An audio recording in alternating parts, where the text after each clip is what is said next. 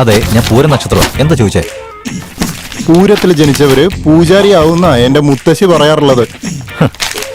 എടാ, ഞാൻ പൂജാരിയായിട്ട് പോയാലും നീയല്ലേ അവിടെ മണിയടിക്കുന്നത്. ഒന്ന് വാടാ, ജോലി നോക്കാം. ആ കിട്ടിയ സിദ്ധനെ വെച്ചിട്ടേ നമുക്ക് ഈ മാസത്തെ ചെലവ് നോക്കാം. ഞാൻ എന്താ നിങ്ങളോട് ചോദിക്കാൻ പോകുന്നത്? KFC ചിക്കൻ ഒന്നും അല്ലല്ലോ. ചൂടോടെ 4 ചോദ്യം ചോദിക്കും. അതിന് ഉത്തരം പറഞ്ഞിട്ട് എങ്ങോട്ടാന്ന് വെച്ച പോക്കോ. അല്ല, സിദ്ധന്റെ കൂടെ സംസാരിച്ചൊക്കെ നീ മര്യാദയ്ക്ക് റെക്കോർഡ് ചെയ്തില്ലേ? റെക്കോർഡിംഗ് ചെയ്താണല്ലോ ബ്രോ.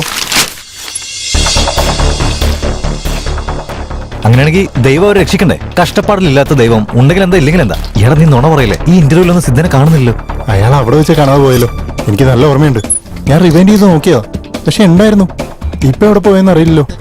എടാ, മുന്നിലും പിന്നിലും എല്ലാം ഉണ്ടല്ലോ. നടുവിൽ സിദ്ധനുമായിട്ട് സംസാരിച്ച് മാത്രം കാണുന്നില്ലല്ലോ. അങ്ങനെയാണെങ്കിൽ അയാൾ ഒറിജിനൽ സിദ്ധൻ തന്നെയാണോ? അയാൾ ഒറിജിനൽ സിദ്ധനാണെങ്കിൽ അയാൾ പറഞ്ഞൊക്കെ ശരിയാ. എടാ, നീ കറക്റ്റാ പറഞ്ഞേ. നമ്മൾ ഫേമസ് ആവാനുള്ള സമയം വന്നു കഴിഞ്ഞു. അയാൾ പറഞ്ഞ ഗ്രാമത്തിൽ പോകുന്നു, അവിടെ നടക്കുന്നതല്ല ഷൂട്ട് ചെയ്യുന്നു. അതെല്ലാം ന്യൂസ് ചാനലിൽ നമ്മൾ കൊടുക്കുന്നു, എന്നിട്ട് ഫേമസ് ആവുന്നു. അല്ല, അയാൾ പറഞ്ഞ ഗ്രാമത്തിന്റെ പേരെന്താ? ചോദിച്ച നിനക്കറിയാത്തപ്പോ കൂടെ നിന്ന് എനിക്കെങ്ങനെ അറിയാനാടാ? 40 മൈൽ ദൂരത്തിൽ എവിടെയോ തെക്ക് ദിശയിലാണെന്നാ പറഞ്ഞേ. പട്ടി പട്ടി പട്ടി, ആണ്ടിപ്പട്ടി, വാടിപ്പട്ടി, വടക്കംപട്ടി. ആ, വടക്കംപട്ടി. Correct bro. ഈ പ്ലാൻ നിങ്ങൾക്ക് ഇഷ്ടപ്പെടും സാർ. നമ്മുടെ അമ്പലത്തിന് ചുറ്റും ഒരുപാട് എംപ്റ്റി സ്പേസ് കണ്ടോ? ഇവിടെ ഒരുപാട് ലോഡ്ജ് പണിതിട്ട് ഭക്തർക്ക് താമസിക്കാനുള്ള സൗകര്യം ഒരുക്കാം. കാരണം മണി ഈസ് വാല്യുബിൾ. കണ്ടോ, ഇവിടെയാണ് അമ്പലത്തിന്റെ ഗോപുരം. ഈ ഭാഗത്ത് 2 കട കൂടി പണിയാം. ഭക്തരുടെ ആവശ്യങ്ങളെല്ലാം പൂർത്തീകരിക്കാം. അങ്ങനെ അമ്പലത്തിലേക്കുള്ള വരുമാനവും കൂടിക്കോളും. എനിക്ക് അമ്പലത്തിന്റെ ലാഭം ഭയങ്കര പ്രധാനമാണ് സാർ. കാരണം മണി ഈസ് വെരി വാല്യുബിൾ. ഇതാണ് കാർ പാർക്കിംഗ് ഏരിയ സാർ. കാറിലും ബൈക്കിലും വരുന്ന ഭക്തരുടെ ഇത് കാശ് മേടിച്ച് ലാഭം കൂട്ടാം. എനിക്ക് അമ്പലത്തിലെ കാശ് എപ്പോഴും വന്നോണ്ടിരിക്കണം sir. Money is very valuable. പിന്നെ എന്താണ്? എനിക്കറിയാം സാർ, നിങ്ങൾക്ക് ആ പ്രൊജക്ട് നന്നിട്ട് ഇഷ്ടപ്പെടുള്ളൂ. പിന്നെ എന്താ, അയ്യരോട് പറയാൻ പറ. ഒരു നല്ല ദിവസം നോക്കി ഭൂമി പൂജ ചെയ്യാലോ. എങ്ങനെയുണ്ട്? ഇല്ല മോനെ, അതൊന്നും വേണ്ട. എന്താ സാർ, പുറത്ത് 4 കട, ഉള്ളിൽ 4 കട, ബഡ്ജറ്റ് കൂടി പോകുന്ന വിചാരിച്ചാണോ? വേണ്ട, വിട്ടേക്കാം. മോനെ, ആ 3 കോടി പ്രൊജക്ട് എടുത്തേ. ഇത് ജസ്റ്റ് 3 കോടിയുള്ളൂ സാർ. ഞങ്ങൾ ഇതുവരെ ഇത്രയും കുറച്ച് വർക്ക് ചെയ്തിട്ടൊന്നുമില്ല. ഇതിൽ 4 കടയൊന്നും വരില്ല, 2 കട ഉണ്ടാവുള്ളൂ. അമ്പലത്തിൽ ഒത്തിരി ലാഭം കിട്ടില്ല. അതുപോലെ പുറത്ത് ഒരേ ഒരു കടയേ വരുള്ളൂ. അത് ഓക്കെ അല്ലേ സാർ? അല്ല മോനെ, ഞാൻ പറഞ്ഞു വരുന്നത് എന്താന്ന് വെച്ചാ. സോറി സാർ, ഇതിൽ കുറച്ച് കോട്ട് ചെയ്ത് എനിക്ക് വർക്ക് ചെയ്യാനേ പറ്റില്ല. നിങ്ങൾ ഇതിൽ കുറച്ച് ചെയ്യണമെങ്കിൽ നിങ്ങൾ നിങ്ങളുടെ അമ്പലം വല്ല പട്ടികാട്ടിലും പണിയണം സാർ. മതി, നിർത്ത്. വായി തോന്നിയ പോലെ ഒന്നും പറയണ്ട. സോറി സാർ, പ്രോജക്ട് ഇഷ്ടപ്പെട്ടില്ല എന്ന് പറഞ്ഞ. നിങ്ങൾ ക്ഷേത്ര നിർമ്മാണം ഒരു പ്രോജക്റ്റ് ആയിട്ടാ കാണുന്നത്. പക്ഷെ എന്റെ അച്ഛൻ അതൊരു പുണ്യപ്രവൃത്തിയാണ്. പുറത്ത് കട പണിയാം, അകത്ത് ഹോട്ടൽ പണിയാന്ന് പറയുന്ന നിങ്ങൾക്ക് ക്ഷേത്ര നിർമ്മാണം എങ്ങനെയാണെന്ന് അറിയില്ലല്ലോ. അതുകൊണ്ട് അച്ഛൻ ഇത് ഇഷ്ടമാവാത്തെ. എന്റെ അച്ഛൻ ഇത് പേരിന് വേണ്ടിയോ കച്ചവടത്തിന് വേണ്ടിയല്ല കെട്ടുന്നത്, ജനങ്ങളുടെ നന്മയ്ക്ക് വേണ്ടിയാ. നിങ്ങൾക്ക് നിങ്ങളുടെ തൊഴിലും ബഹുമാനമില്ല, ഞങ്ങളുടെ ദൈവത്തിനും ബഹുമാനമില്ല.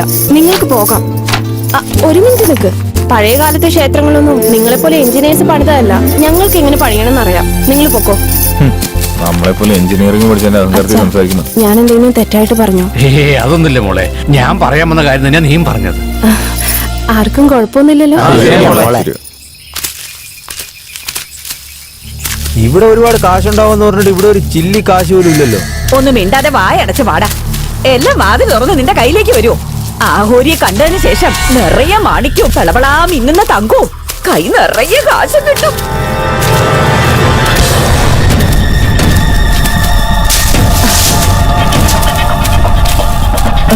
എന്റെ മോനെ. അമ്മേ, നിങ്ങൾക്ക് എന്താ വേണ്ടത്? ഞാൻ വേറെ എന്താടാ ചോദിക്കണ്ടേ? കൈ നിറയെ കാശും കയ്യിൽ നിറയെ മാണിയും കഴുത്തിൽ നല്ല നെക്ലസും പല പല കളറിലുള്ള പട്ടുസാരിയും. ഇതൊന്നും അല്ലാണ്ട് അമ്മക്ക് എന്താണ് ആവശ്യമുള്ളത്? അത് തന്നെ മോനെ. നിങ്ങൾ ചോദിച്ചതെല്ലാം ലഭിക്കും. എടുത്തോളൂ.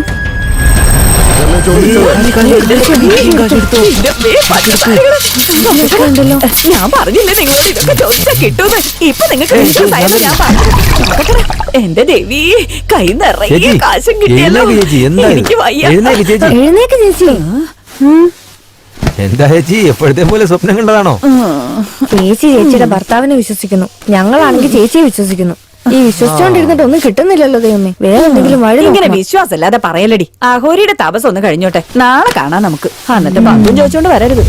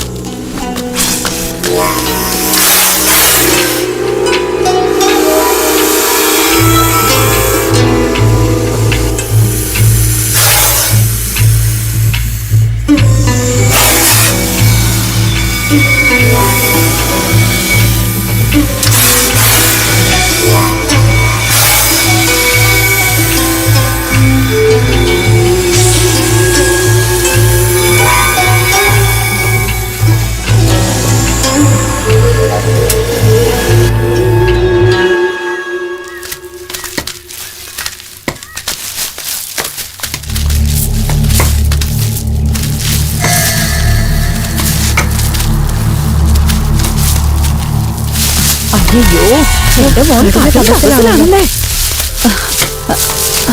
ഞാൻ ആഗ്രഹിച്ചതൊക്കെ കിട്ടാമാണല്ലോ ദേവി. ഒന്ന് മിണ്ടാതിരിക്ക്, ഒന്ന് മിണ്ടാതിരിക്ക്, അടങ്ങിയിരിക്ക്.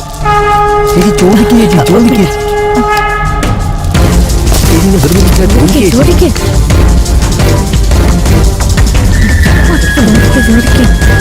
വെറുതെ നിൽക്കാൻ ചോദിക്ക്. തപസ് കഴിഞ്ഞ് ഉടനെ ചോദിക്കണം.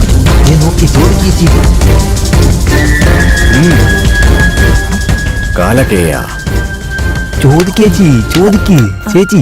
നിങ്ങളുടെ ആഗ്രഹം എന്താന്ന് എനിക്കറിയാം. നിങ്ങളുടെ മനസ്സിൽ വിചാരിച്ചത് കൺമുൻപിൽ വരും. പറ്റിയ എടുത്തോ. എന്റെ ദേവി, അയ്യോ സ്വർണം എന്തൊക്കെയാണ് ഞാൻ ഈ കാണുന്നെ? സ്വർണ്ണവും മറ്റുള്ള കാശും. അയ്യോ, മുഴുവൻ സ്വർണവും എനിക്കത് വിശ്വസിക്കാനേ കഴിയുന്നില്ലല്ലോ എന്റെ ദേവി.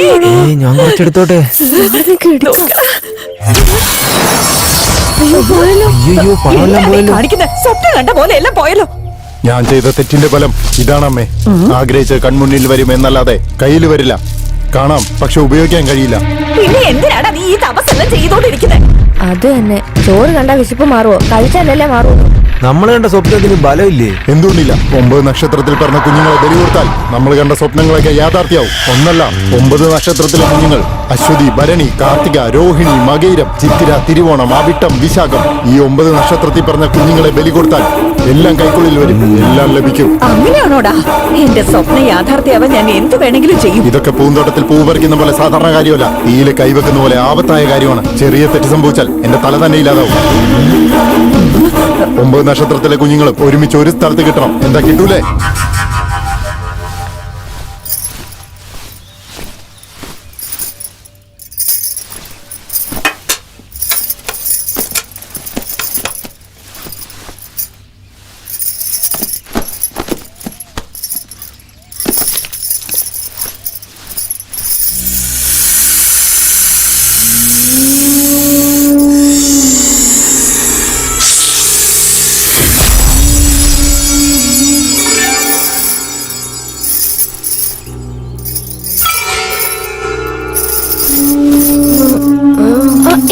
നോക്കി. ഇതിനു മുന്നേ നിന്നെ ഇവിടെ കണ്ടിട്ടില്ലല്ലോ. നീ ആരാ? ഞാൻ നാഗിനി. ശരി, ഇവിടെ എന്താ ചെയ്യുന്നേ? എന്നെ എല്ലാവരും ഓടിച്ചു വിട്ടതാ. വഴി അറിയാതെ ഇവിടെ വന്നു. എനിക്ക് എവിടെ പോണെന്ന് അറിയില്ല. ഞാൻ നിന്നെ നോക്കാം. എന്റെ കൂടെ വീട്ടിലേക്ക് വരുന്നുണ്ടോ? ശരി, വാ.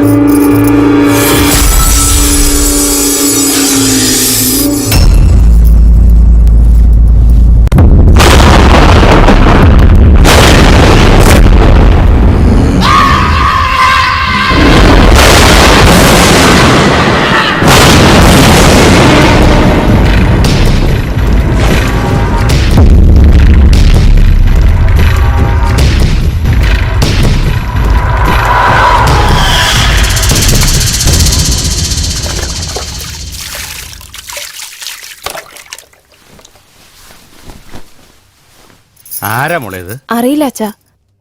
ആരെങ്കിലും വരുമ്പോ പൊക്കോട്ടേന്ന് കരുതി അങ്ങനെ വിളിച്ചോണ്ട് വന്ന അച്ഛാ. ആ, നല്ല കാര്യം ചെയ്തേ. പാവ ഇവിടെ നിന്നോട്ടെ. ചിലപ്പോ ഈശ്വരനായിട്ട് ഇങ്ങോട്ട് കൂട്ടിക്കൊണ്ട് വന്നായിരിക്കും. നീ എന്തെങ്കിലും കഴിച്ചോ മോളെ? ബിസ്ക്കറ്റോ മറ്റോ? അച്ഛനല്ലേ ചോദിക്കുന്നേ, കുറച്ച് പാലെങ്കിലും കുടിക്കേ. ഞാൻ അവൾക്ക് പാല് കൊണ്ടുവരാ അച്ഛാ. ശരി മോളെ.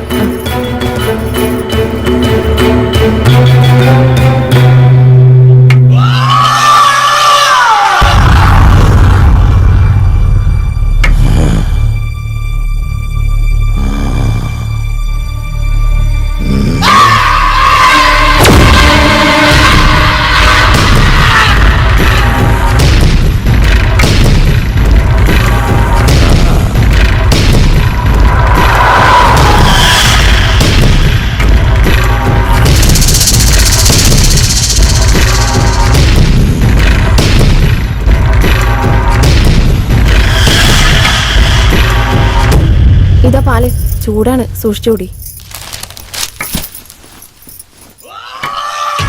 മോനെ നീയോ? ഓ നന്നായി. നിങ്ങൾക്കെങ്കിലും എന്നെ ഓർമ്മയുണ്ടല്ലോ. ഒരുപാട് വർഷങ്ങളായില്ലേ. ഈ നാട്ടുകാരെ പോലെ നിങ്ങളും എന്നെ മറന്നു കാണുമെന്ന് വിചാരിച്ചു. എടാ, നീ എന്റെ ചോരയാടാ. നിന്റെ നേരിൽ കാണുമ്പോ എന്റെ അനിയനാന്ന് ഞാൻ പറയും. ഭവാനി, ഇത് നിന്റെ ചിറ്റപ്പനാ മോളെ. നമസ്കാരം. ചെറിയ പ്രായത്തില് കാണാതെ പോയതാ. കാണാതെ പോയെന്ന് വെറുതെ പറയുന്നതാ. ഞാൻ ദേഷ്യം കൊണ്ട് ഓടിപ്പോയതാ. എടാ അന്ന് നടന്നത് എനിക്ക് നല്ലതുപോലെ ഓർമ്മയുണ്ട്.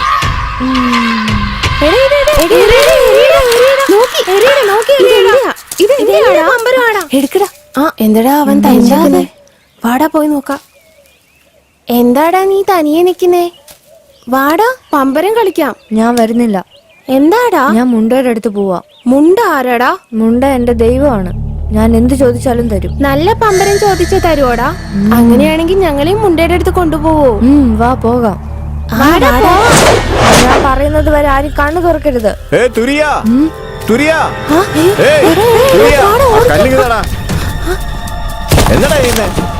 ഞാൻ എല്ലാവരെയും മുണ്ടയുടെ അടുത്ത് കൊണ്ടുപോവാ. ആരാ മുണ്ട ചോദിച്ചില്ലേ? പറയടാ, ആരാ മുണ്ട? തന്റെ മോൻ ചെയ്യുന്ന വലിയ തെറ്റാടോ. ആഗോരികളുടെ കൂടെ ചെറുക്കൻ കറങ്ങി നടക്കുന്നൊക്കെ. പള്ളിക്കൂടത്തിലും പോവാറില്ല, പഠിക്കാറുമില്ല. അവനെ വിളിച്ച് കാര്യം പറയാൻ നോക്കുതാൻ. ചേട്ടാ ദുര്യ അവിടെ കെട്ടിയിട്ടേക്കോ ചേട്ടാ. സത്യം പറഞ്ഞത്, ദുര്യ അവിടെ കെട്ടിയിട്ടേക്കോ ചേട്ടാ.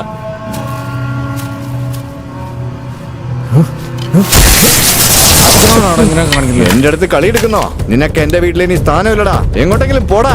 എനിക്ക് കാര്യം വേണ്ട. ഞാൻ മുണ്ടയുടെ അടുത്ത് പോവാ. തുരിയാ അനിയാടോ പോലടോ. എടാ ദുരിയ, നിനക്ക് ഇത്രയും നാളൊക്കെ ആയിട്ട് സമ്പാദ്യം വലുതൊക്കെ ഉണ്ടോടാ? അത് ചോദിക്കാനാ ഞാൻ വന്നത്. ഇത്രയും സ്വത്തൊക്കെ കയ്യിലില്ലേ? 4-5 കുട്ടികളെ വളർത്താമല്ലോ. എടാ ചേച്ചി രണ്ടാമത്തെ പ്രസവത്തിന് ആശുപത്രി പോകുമ്പോഴേ എന്റെ കൺമുന്നിൽ വെച്ചാടാ അവള് മരിച്ചത്. അപ്പൊ എനിക്ക് ജീവിതം തന്നെ വെറുത്തുപോയി. രണ്ടാമത്തെ പ്രസവത്തിൽ മരിച്ചുപോയല്ലേ? അതേടാ.